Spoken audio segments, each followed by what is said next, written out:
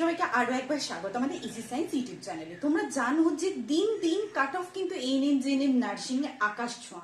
জানি না আগের বছর যে কাট অফে মানুষজন চান্স পেয়েছে এবছরও সেই কাট অফে তারা চান্স পাবে কিনা।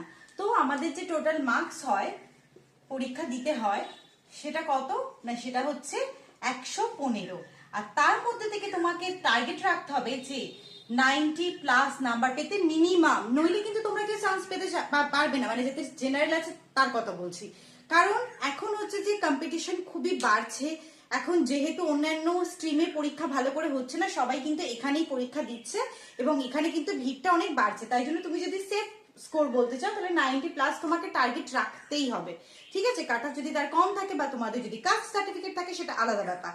তো দেখো এই যে টোটাল পরীক্ষা হয় 115 নাম্বারের, তার মধ্যে থেকে কিন্তু সব থেকে বেশি আসে জীবন বিজ্ঞানে 50 নাম্বার।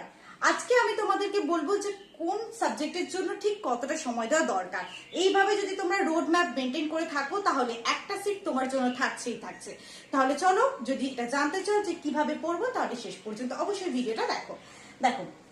তো যেহেতু জীবন বিজ্ঞান একটা হিউজ বড় একটা সাবজেক্ট এবং এখান থেকে একটা হিউজ নাম্বার আসে, ঠিক আছে। জীবন বিজ্ঞান এতটাও কঠিন না, তোমরা কিন্তু এটা একটু পড়লেই নাম্বার পেয়ে যাবে। তাই জন্য আমি তো বলবো যে তোমরা 4 ঘন্টা করে দিনে যদি 12 ঘন্টা পড়ো, এবার যে যে ঘন্টা পড়বে সেই অনুযায়ী এই রেশিওটা মেনটেন করো। সব থেকে বেশি আমাদের সময় দিতে হবে কিন্তু জীবন বিজ্ঞানে। যদিও জিকে একটা ভাস্ট সিলেবাস, সেটা কিন্তু প্রচুর পড়ার জিনিস, অনেক কিছু পড়তে হয়, সেটা অনেক বেশি সময় দিলে তোমাদের হয়তো মনে হবে যে আমি জিকেতে ভালো না, অনেক বেশি সময় দিই। বাট এর রেশিওটা দেখো, এটা আসে 10 নাম্বার আর এটা আসে 50। তাই জন্য জিকেতে যদি তুমি 5+ পেয়ে যাও কোনো যায় আসে না, তোমাকে কিন্তু জীবন বিজ্ঞানে 40+ পেতে হবে, নইলে কিন্তু তুমি কম্পিটিশন থেকে ছিটকে যাবে। তাহলে আমাদের জীবন বিজ্ঞানের জন্য আমাদেরকে 4 ঘন্টা মিনিমাম রাখতে হবে। আর ভৌত বিজ্ঞান জীবন বিজ্ঞানের পরেই 25টা নাম্বার, যেটা পাওয়া সহজ। কিন্তু অনেকে ভৌত বিজ্ঞানে ভয় থাকে, ভাবে যে বিজ্ঞান মানে খুব কঠিন ব্যাপার, যেখানে আলো আছে, চলতরিত আছে, কেমিস্ট্রি কেমিক্যাল বন্ডিং আছে, সেখানে অনেকে ভয় পায়। তো সেই জন্য এটাকে ইগনোর করে। তো এটা করবে না, এখানে কিন্তু তোমাকে দিনে 3 ঘন্টা পড়তেই হবে। তারপর আসে ইংরেজি, এটাও একটা ভয়ের ভীতির জায়গা, সেটাও 15 নাম্বার আসে। তুমি যদি ভাবো যে আমি ইংরেজিটা কিছু পড়বোই না, তাহলে তো তুমি কম্পিটিশনের ধরাছোঁয়ার বাইরে চলে গেলে। ইংরেজি আমাদেরকে পড়তেই হবে আর যথেষ্ট সময় দিয়ে পড়তে হবে, তাই জন্য এটা আমি 1.5 ঘন্টা রাখলাম। অঙ্ক 1 ঘন্টা তোমরা পড়বে, ঠিক আছে। আর জিকে যেহেতু এই সিলেবাসটা অনেকটা বড়, অঙ্ক তোমরা সিলেবাস দেখবে একটা নির্দিষ্ট কয়েকটা চ্যাপ্টার আছে সেগুলো পড়লেই হয়, কিন্তু জিকে ইতিহাস আছে, ভূগোল আছে, পলিটি আছে, জিকে কোথা থেকে আসবে কেউ জানে না। তাই জন্য জিকেতে কিন্তু সময় দিতে হবে, কারণ 10টা নাম্বার তো ওখানেও আছে। আর রিজনিং মোটামুটি যা দেয় তোমরা পাবে, মানে যারা ম্যাথ একটু পারো তারা রিজনিং, তাদের কাছে পারাটা তেমন কোনো ব্যাপার না। তো রিজনিং যদি তোমরা 30 মিনিট প্র্যাকটিস করো তাহলে অবশ্যই তোমাদের সমস্যা হবে না। এবারে তোমরা তোমাদের সারাদিনের সময়টাকে ডিভাইড করে নেবে যে কোন সাবজেক্ট তোমরা পড়তে চাও। আমি তো বলবো দুপুরবেলা অঙ্ক করাটাই বেশি ভালো।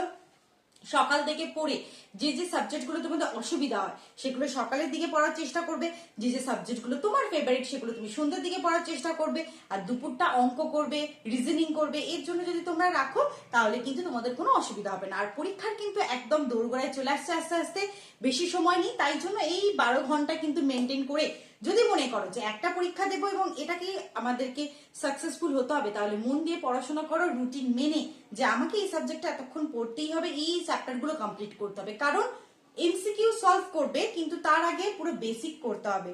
পুরো একটা চ্যাপ্টার ধরে অঙ্কটা করবে, তারপর কিন্তু এমসিকিউ করবে। কোন একটা প্র্যাকটিস বই নেবে, তার মধ্যে পুরো একটা করে যে সেট 115 নম্বরে দেওয়ার চেষ্টা করবে, ঠিক আছে। তাহলে তাতে কি হাতে স্পিড বাড়ে। যদি তুমি আলাদা আলাদা আলাদা এমসিকিউ তো করছোই, একটা করে সেট নিয়ে পুরোটা প্র্যাকটিস করবে, তাহলেই তোমরা টাইম ম্যানেজমেন্ট করতে পারবে, হাতে স্পিড বাড়বে এবং তার সাথে কনফিডেন্স বাড়বে যে হ্যাঁ আমি এই সময়ের মধ্যে আমি এতগুলো ঠিক করেছি, এই সময়ের মধ্যে আমি কমপ্লিট করতে পেরেছি, তাই তো। তো এই ছিল আমাদের রোড ম্যাপ, তোমরা যদি মেনে চলো অবশ্যই অনেক সুবিধা পাবে। আর যখন এগুলো শেষের দিকে তোমাদের সাবজেক্ট যে পড়া হয়ে যাচ্ছে, মনে হচ্ছে যে সিলেবাস শেষ হয়ে গেছে আর সেভাবে এক্সট্রা অনেক কিছু পড়ার নেই, তখন এখান থেকে একটু করে সময় হচ্ছে আলাদা রেখে দেবে।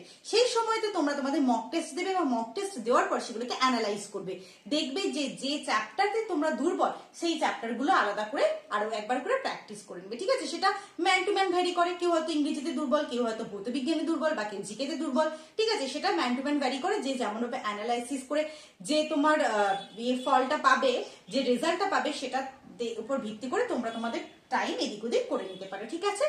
আজ আমার এটুকুই বলার ছিল। দেখা হচ্ছে পরের ভিডিওতে, ততক্ষণ অব্দি ভালো থাকো, সুস্থ থেকো এবং দেখতে থেকো। বাই।